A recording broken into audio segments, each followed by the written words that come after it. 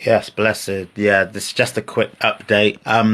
So in my last video, I raised the question about the Ten Commandments and was there a distinct separation between the Ten Commandments given in Exodus 20 and the rest of the laws and commandments that were given up to Exodus 23?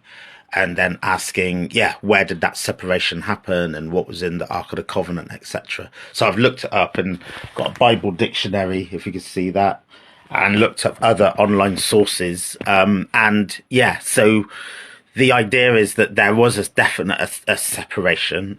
In Exodus 20, it does say that God spoke these words and then he specifically spoke those 10, whereas the rest of the laws given through to Exodus 23 are given through Moses and then mediated through Moses, whereas the 10 were directly given from God's voice himself. So that's one thing that separates those first 10 laws.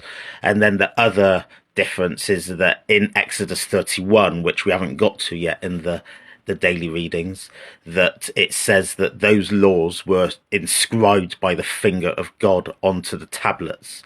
And those tablets are the ones that end up getting broken later down the line when God gets angry with the people, but then they're brought back together and put in the Ark of the Covenant. And new tablets were also made as well. And there were just two stone tablets with those 10 laws, 5 on each.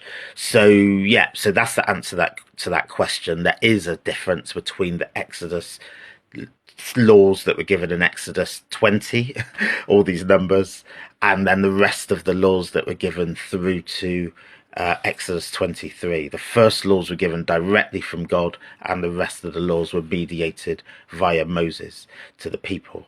So yeah, good. Every day is a school day. So, and that's why I kind of like this close reading of the Bible, because there's certain things we just kind of accept as like, yeah, the Ten Commandments. So we see the films, and then, do you know what I mean? And certain things get seeped into our consciousness. But actually, what does the source say, and how does the source kind of play out those narratives and those differences as well? Do you know what I mean? So moving away from the Hollywood narratives versus actually what does the source text say about these things and how are they interpreted.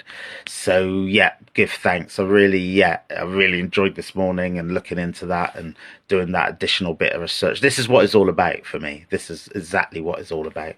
So yeah, give thanks anyone staying with me on this journey and this trod and these discussions.